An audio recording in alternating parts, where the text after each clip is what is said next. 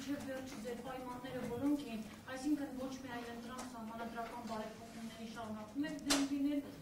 եւ այլն կհիշեցնեք իշխանապետություն եք պատրաստ։ Ուրեմն եթե մեկ բառով ասեմ շատ կարճ, դա ժողովրդին չհիասթափեցնելը, որը որ դուք ասեցիք։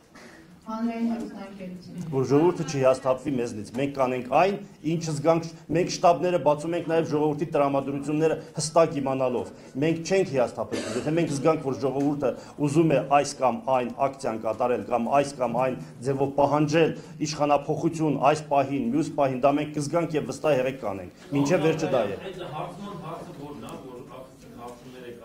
Հարցումներ անում են, հարցման հարցը տարբեր տեղերում տարբեր է, մենք տրամադրություններն ենք որոշում, վերաբերմունքը իշխանությունների,